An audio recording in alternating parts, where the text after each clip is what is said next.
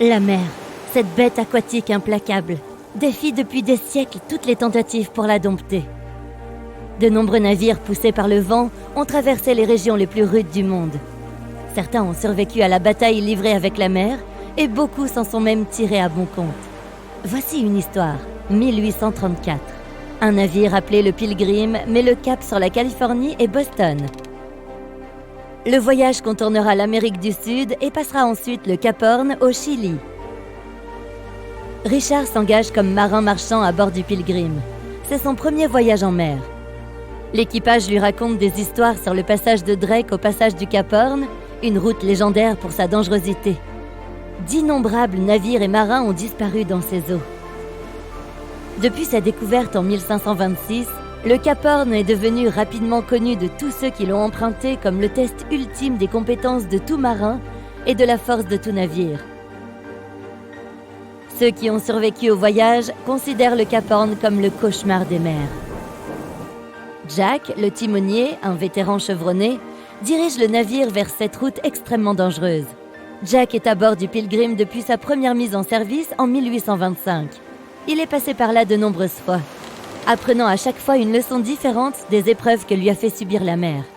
Le Pilgrim a été remis en état depuis son dernier voyage, il y a 1 an. Richard apprécie l'expérience de Jack, étant donné que c'est son premier voyage en mer. Jack rassure Richard quant à la fiabilité du Pilgrim, même s'il ne s'agit que d'un petit brick en bois avec 2 mâts. Jack est conscient que les navires en bois deviennent progressivement obsolètes, remplacés par de nouveaux navires à vapeur. Mais Jack préfère la maniabilité du Pilgrim et le préfère de loin aux navires en acier. Richard est ravi d'être à bord. Il y a tellement de choses à explorer dans la vie d'un marin marchand, mais il a du mal à trouver son pied marin sur le bateau. Les vents violents font avancer le Pilgrim plus rapidement, ce qui permet à Richard de se familiariser rapidement avec la vie en mer. En même temps, rien ne peut le préparer à ce qu'il va vivre au Cap Horn. C'est la pointe de terre la plus au sud avant l'Antarctique. L'espace entre le continent glacé et le Cap Horn contient le tristement célèbre passage de Drake. Environ 1100 km entre le Cap Horn et la péninsule antarctique. Les vents puissants permettent un voyage constant et régulier vers le Cap Horn. Mais comme Jack le dit à Richard, les vents sont plus concentrés dans le passage de Drake. Ils créent un effet d'entonnoir et deviennent plus forts et plus imprévisibles. Richard n'est pas sûr de ce que cela pourrait signifier pour le Pilgrim, mais comprend qu'il n'y a pas de route plus facile pour voyager autour de l'Amérique du Sud. Quelques jours passent. Le Pilgrim navigue près des nombreuses îles qui constituent la côte ouest du Chili. Bien que la mer soit relativement calme, Richard continue de souffrir de son manque de pieds marins. Ses mouvements ne sont toujours pas très assurés. Le pont, qui oscille constamment, se soulève et s'abaisse, et Richard a du mal à s'habituer à ce mouvement.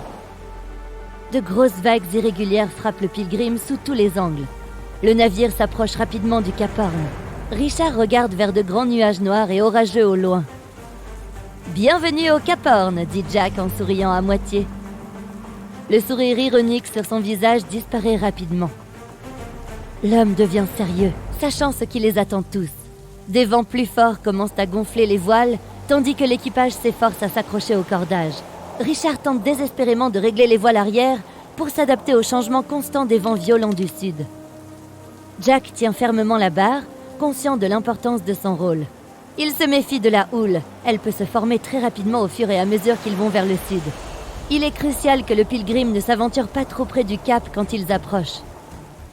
La grande obscurité qui était au loin est maintenant tout autour d'eux et remplit le ciel dans toutes les directions. Les nuages noircis projettent de la pluie et de la grêle sur l'équipage qui tente de résister au temps déchaîné. Le capitaine dirige Jack à la barre et change la direction du navire. La température a considérablement baissé.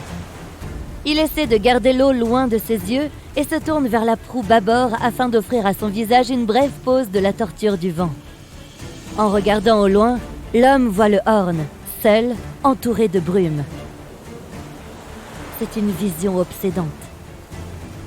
Il dirige le pèlerin le long de la côte du Horn, au fur et à mesure que la distance se réduit. Les vagues diminuent en hauteur car les profondeurs deviennent plus petites. Mais ces vagues sont beaucoup plus raides et leur angle peut causer plus de dommages au navire en bois. Jack ne sait pas combien de ces vagues le Pilgrim peut supporter avant que la coque se brise. Richard, toujours posté au voile arrière, regarde l'eau et les icebergs qui flottent au loin. Il n'est pas sûr de leur taille réelle puisqu'ils sont pour la plupart cachés sous l'eau. Mais il sait qu'il doit alerter Jack si l'un d'entre eux s'approche trop près. Un seul iceberg qui frappe le Pilgrim et c'en sera fini de la coque, tout simplement. Consciencieusement, il regarde par-dessus bord et, au loin, les icebergs ne sont pas les seules choses qu'il faut surveiller. Les vagues scélérates sont courantes dans ces mers aussi. La connexion des océans Antarctique et Pacifique, mélangée à une météo orageuse, forme des vagues ensemble. Cela crée des vagues dites scélérates beaucoup plus grandes.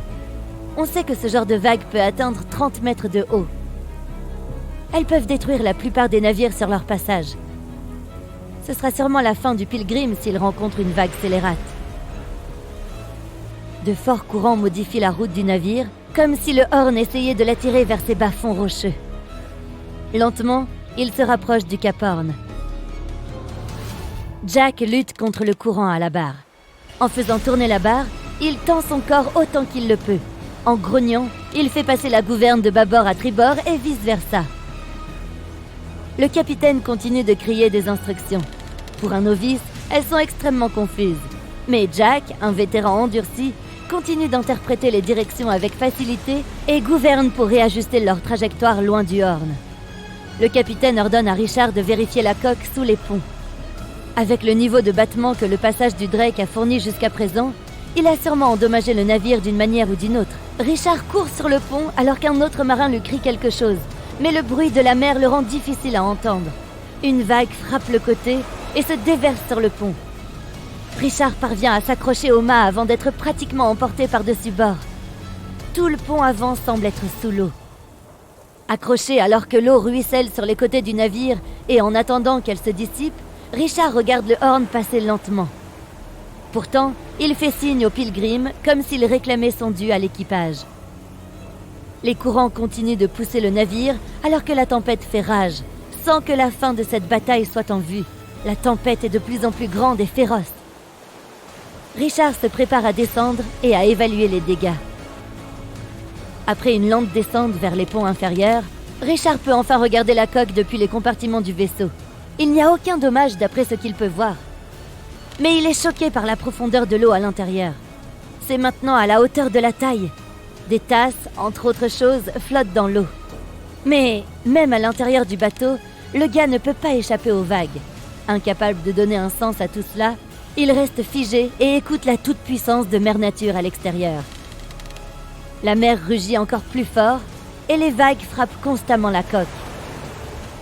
Cela ressemble à un sombre battement de tambour, un lent compte à rebours vers la disparition du Pilgrim. Richard se force à revenir à la terreur des ponts supérieurs en s'agrippant aux rambardes pour franchir avec précaution les escaliers glissants. Il oublie les craquements inquiétants des ponts en bois. Ils sont bientôt remplacés par les sons tendus des cordes, les cris des autres marins et le rugissement assourdissant de la mer qui s'écrase tout autour de lui. Jack est à la barre, concentré sur son rôle, luttant toujours contre le vent et les vagues, même avec la glace et le givre en plus. Il semble que le monde qui l'entoure s'est mis en tête de détourner l'homme de son devoir, mais Jack continue avec détermination.